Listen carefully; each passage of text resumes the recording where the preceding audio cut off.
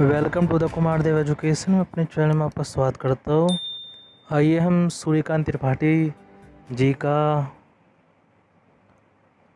त्रिपाठी निराला का जीवन परिचय देखते हैं। निराला का जन्म बंगाल के मेदिनीपुर जिले के महिषदल गांव में हुआ था। उनका पितृग्राम उत्तर प्रदेश में खंडकोला नवम है। उनके बचपन का नाम सूर्य कुमार था।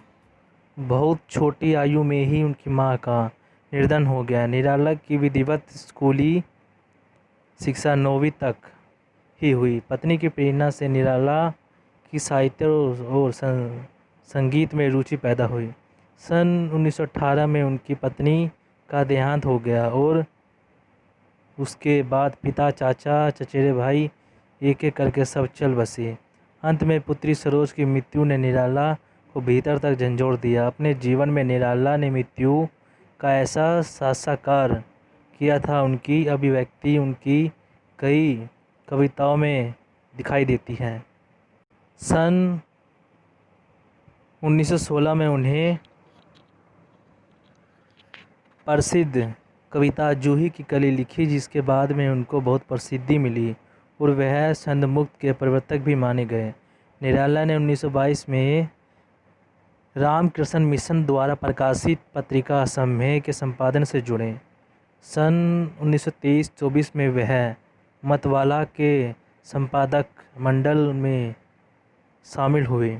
वे जीवन भर पारिवारिक और आर्थिक कष्टों से जूझते रहे। अपने स्वाभिमानी स्वभाव के कारण निराला कहीं टक कर काम नहीं कर पाए। अंत में इलाहाबाद आकर रहे और वहीं उनका देहांत हुआ। छायावाद और हिंदी की स्वेच्छावादी कविता के प्रमुख आधार स्तंभ निराला का काव्य संस्कार बहुत व्यापक है। उन्हें भारतीय इतिहास, दर्शन और परंपरा का व्यापक बोध है और समकालीन जीवन के अर्थ के विभिन्न पक्षों का चित्रण भी। भाव और विचारों की जैसी विभिन्नता, व्यापकता और गहराई निराला की कविताओं में मिलती है, जैसी बहुत कम कवियों में है। उन्हें भारतीय प्राकृतिक और संस्कृति के विभिन्न रूपों का गंभीर चित्रण अपने काव्य में किया है। भारतीय किसान जीवन से उसका लगाव उनकी अनेक कविताओं में व्यक्त हुआ है।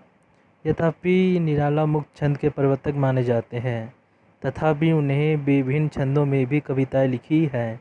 उनके काव्य संसार में काव्य रूपों की भी विभिन्नता है। एक ओर उन्हें राम की सत्य पूजा और तुलसी जैसे प्रबंधनात्मक कविताएं लिखी और दूसरी ओर प्रगतियों की भी रचना की। उन्हें हिंदी भाषा में गज़लों की भी रचना की है। उनकी सामाजिक आलोचना व्यंग के रूप में उनकी कविताओं में जगह जगह प्रकट हुई है।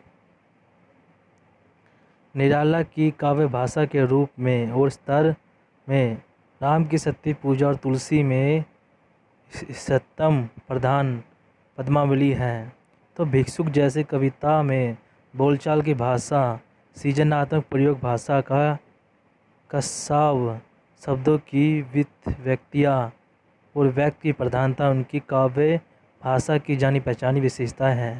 निराला की प्रमुख काव्य कृतियाँ परिमल, गीतिका, अनामिका, तुलसीदास, कुकुर मुत्ता, अनहिमा, नए पत्ते, बेला, अर्चना, आराधना, गीत कुंज आदि। निराला ने कविता के अतिरिक्त कहानियाँ और उपन्यास भी लिखे।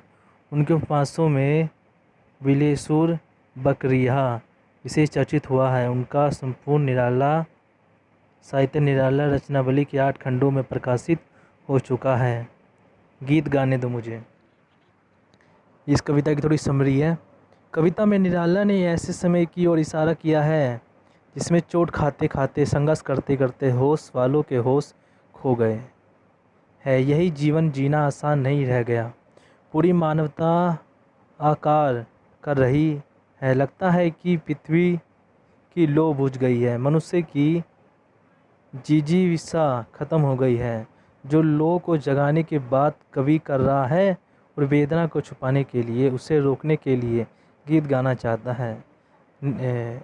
निराशा में आशा का संचार करना चाहता है। सरोज स्मृति कविता निराला की बिंदगत पुत्री सरोज पर केंद्रित है।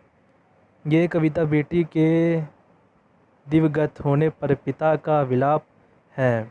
पिता के इस विलाप में कवि को कवि शकुंतला की याद आती है। कवि अपनी स्वर्गीय पत्नी की बेटी के रूप में रंग में पत्नी का रूप रंग दिखाई पड़ता है, जिसका चित्रण निराला ने किया है। यही नहीं कि कविता में एक भाग्यहीन पिता का संघर्ष, समाज के उसके संघर्ष, पुत्री के प्रति बहुत कुछ ना कर पाने का अकर्म व्यक्ता बोध भी प्रकट हुआ है।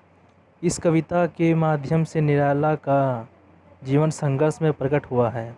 वे कहते हैं कि दुख ही जीवन है, जीवन की कथा रही है, क्या कहूँ आज जो नहीं कही।